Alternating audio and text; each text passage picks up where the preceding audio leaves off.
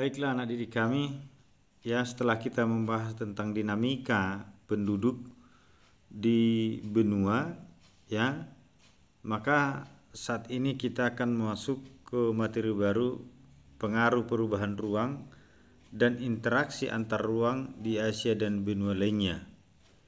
Ya, jadi anak didik kami yang mau kita bahas di sini adalah apa yang terjadi ya di wilayah setelah adanya interaksi ataupun kerjasama ini. Ya,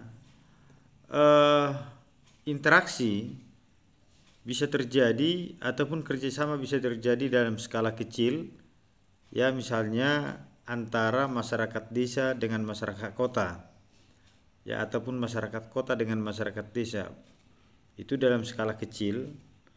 Sedangkan interaksi dalam skala besar ini dapat terjadi antar negara dan benua, ya.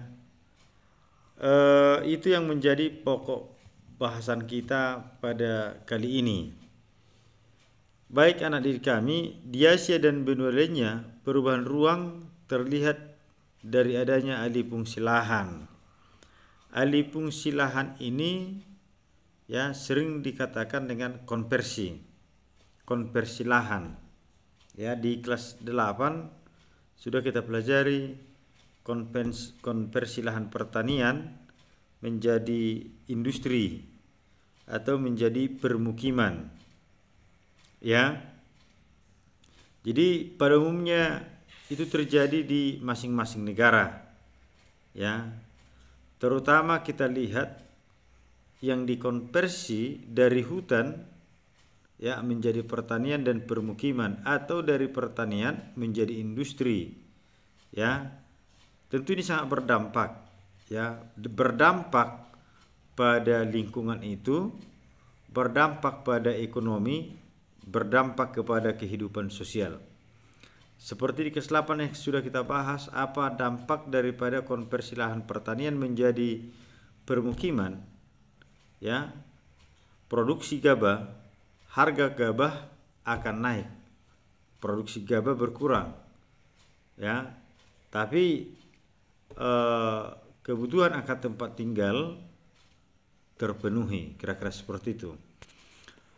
Dan ini tidak bisa kita hindari sesuai dengan perkembangan daripada dinamika penduduk itu, laju pertumbuhan penduduk itu, ya, dimana kita tahu bahwa penduduk di dunia ini akan bertambah terus, sementara alam faktor-faktor produksi malah berkurang sehingga terjadi kelangkaan.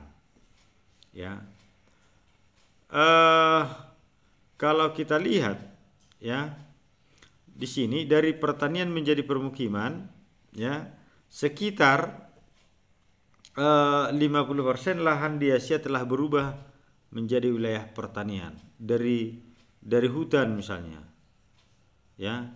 Bahkan tadi Bapak katakan lahan pertanian itu sudah berubah menjadi permukiman, bahkan perkotaan, ya, sehingga laju, ya, mobilitas penduduk, perpindahan penduduk itu sangat tinggi, ya, itu yang disebut dengan urbanisasi, perpindahan penduduk dari desa ke kota. Sekitar 47% penduduk di Asia ini tinggal di daerah perkotaan. Itu data, ya, WPDS tahun 2015. Berarti kesimpulan kita hanya 47% tinggal di kota, berarti sekitar 53% tinggal di desa, berarti masih kebanyakan tinggal di desa. Kalau di Eropa perubahan konversi itu, perubahan lahan itu meningkat sejak revolusi industri di Inggris, ya, sejak perkembangan industri, pabrik-pabrik, sehingga muncul kota-kota yang baru, ya. Jadi sekali lagi yang berubah itu biasanya dari perkebunan ke pertanian, ke permukiman, bahkan ke industri, bahkan melahirkan kota. Bahkan dari lahan pertanian bisa juga dikonversi menjadi lahan industri ataupun permukiman, sehingga berdampak dari segi ekonomi dan juga dari segi kehidupan sosial. Baik, ada sejumlah faktor pendorong kenapa ya penduduk di Asia itu pindah ke kota.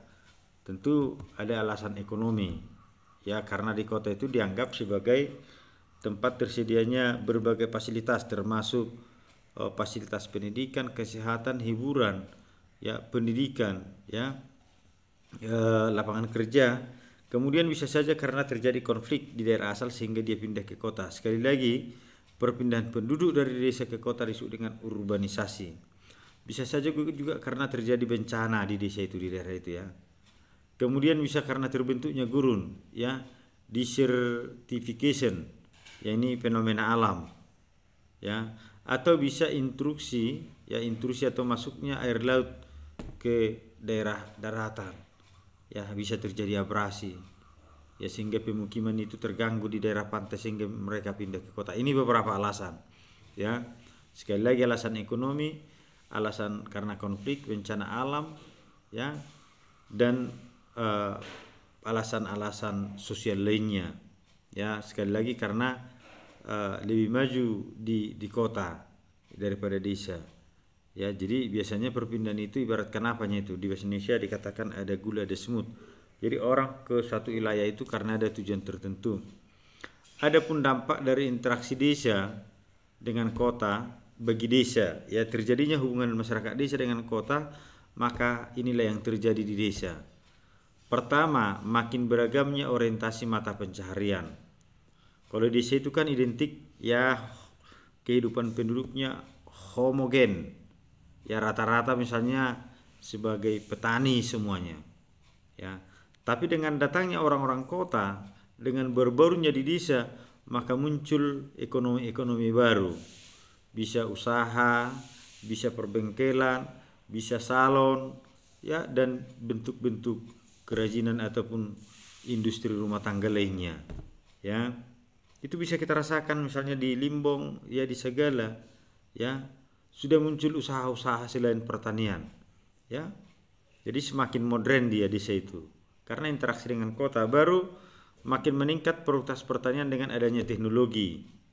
Iya, dengan adanya hubungan desa dengan kota, ya orang desa bisa belanja ke kota atau orang kota berjualan ke desa untuk menjual produk, ya, atau faktor-faktor produksi pertanian seperti jetor misalnya, ya ketersediaan bibit unggul, ya pupuk yang tersedia dan lain sebagainya, itu kan mendukung produksi pertanian sehingga hasilnya semakin bagus.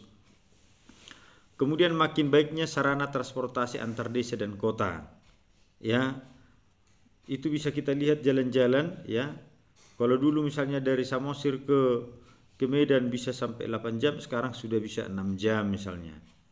Atau ke Jakarta misalnya sudah ada bandara, ya kalau dulu misalnya kalau dari Cianjur mula-mula mau ke Jakarta harus ke Polonia, sekarang cukup ke Silangit 2 jam, baru dari Silangit ke Jakarta 2 jam, ya. Jadi semakin mudah dia. Kemudian budaya kota masuk ke desa, ya. Tentu ini dua hal yang berbeda. Terkadang apa yang dibawa dari kota itu tidak diterima, tidak sesuai dengan adat istiadat ataupun tradisi di desa. Ya, maka diharapkan harus beradaptasi, ya menyesuaikan dengan adat ataupun budaya setempat. Kemudian berkembangnya media massa membuat warga desa semakin melek isu yang berkembang, ya masyarakat semakin paham akan perkembangan yang ada di desa maupun di negaranya lewat media ini tadi, bisa media elektronik, televisi, bisa media cetak, ya bisa, ya apalagi sekarang perkembangan ilmu pengetahuan dan teknologi, ya perkembangan handphone ini, alat komunikasi ini. Kemudian semakin banyaknya guru dan sekolah dibangun di desa, ya sehingga tingkat pendidikan meningkat. Ya ini satu, ya. Nomor 6, makin banyaknya guru. Ya karena penduduk di desa itu semakin bertambah, ya. Maka jumlah penduduk juga semakin bertambah, maka dibangunlah sekolah-sekolah. Ya, itu maksudnya. Kita lihat dampak pengaruh interaksi desa dengan kota bagi kota ketika masyarakat desa pergi ke kota, ya urbanisasi. Kalau yang pertama tadi hubungan kota dengan desa, dampaknya di desa. Sekarang kebalikannya, ya ketika orang desa yang berurban ke kota, ya ada dampaknya.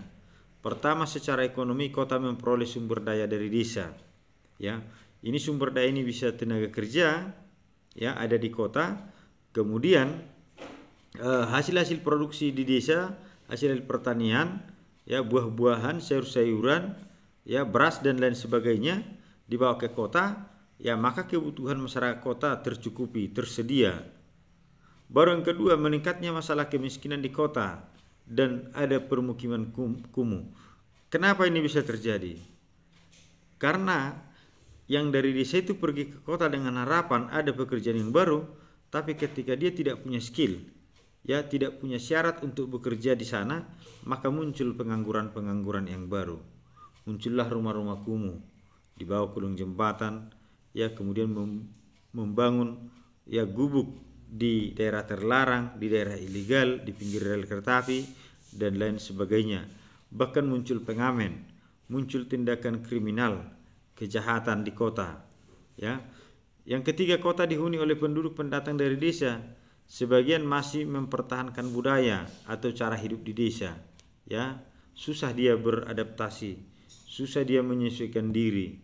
Pola-pola kebiasaan di desa masih terbawa-bawa di kota, akhirnya dia tertinggal, ya, tidak bisa mengikuti ya pola pikir, ya cara hidup, cara kerja masyarakat yang ada di kota.